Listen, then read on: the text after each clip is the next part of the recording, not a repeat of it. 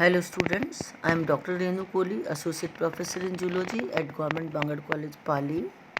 Today in ethology, we will study concept of sign stimulus. In my previous lecture in ethology on fixed action pattern behavior or FAP, we saw that FAP can be elicited by simple but specific stimuli which are known sign stimuli. Today we will study in detail about concept of sign stimulus. Sign stimulus are also known as releasers. They are simple, conspicuous and specific stimuli that are capable of releasing fixed action pattern or consummatory behavior in an animal. Bright colored plumage of male in many species of birds during courtship is sign stimulus for attracting female. Bird chicks respond to the jerk on the nest, which is sign stimulus for them to open their beak for eating food. Herring gull has a red spot on its beak. When chicks peck at the spot, the pecking acts as a sign stimulus and triggers a response to release food. Red spot on herring gull is thus a sign stimulus. The territorial fighting in male robin is triggered by sign stimulus of red breast. Even a bunch of red feather can induce territorial behavior.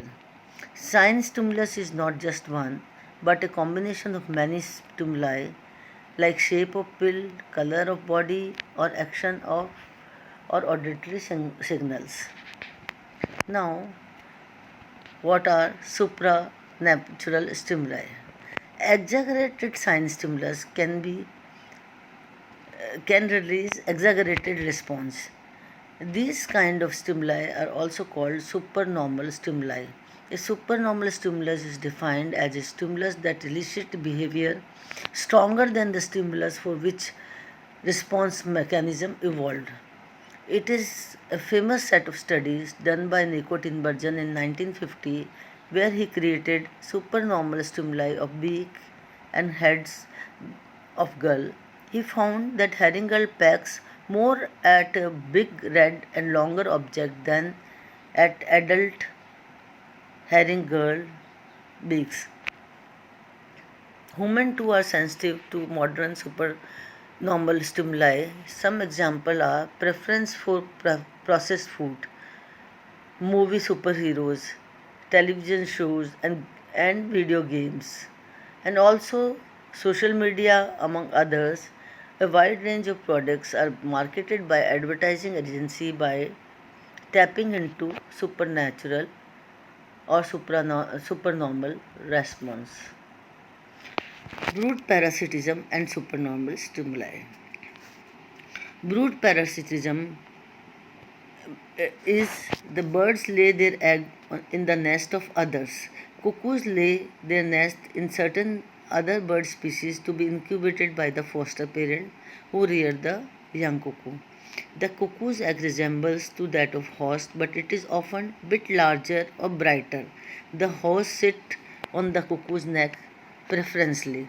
When the baby cuckoo comes out of the egg, its beak is wider and has enormous and glossier gape than the other chicks. The foster mother gives more attention to the cuckoo's chick than her own hatchlings.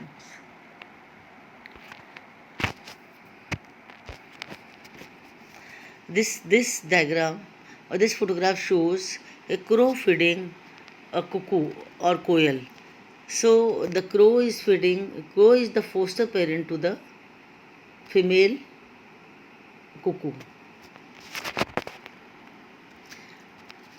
In this, the famous example of the supernormal behavior is grey-leg goose. Grey-leg goose normally has the habit of rolling the egg. If it goes out of the nest, it rolls back the egg into its nest. In this, when grey-leg geese, when presented with egg models that are more conspicuous or larger than their own eggs, retrieve those exaggerated form into the nest. Now, there are few terms which comes into ethology frequently, and they are Kaspar-Hauser and in vacuo. Caspar Hauser is an experiment in which an animal is reared in isolation from members of its own species. Chaffinches are the songbird. The male chaffinch has a strong voice and they have loud song and varied calls. The male can learn song pattern during the first 13 months of its life. If it is reared in auditory isolation, chaffinch cannot sing normally. It sings extremely simple song of low intensity and it is not as melodious as wild chaffinch.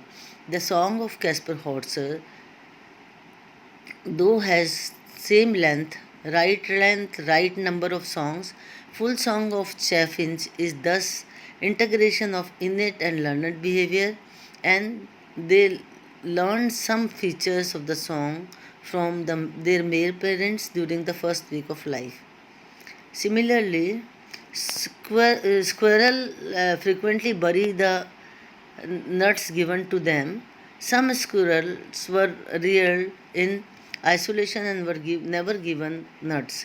But when such squirrels were given nuts, they are then attempted to bury them in the ground, typically like all other squirrels.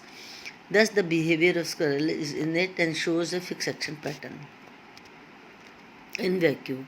In vacuo is the term given by Konrad Lorenz. According to him, when animal perform FAP, it seems that it is releasing some kind of tension.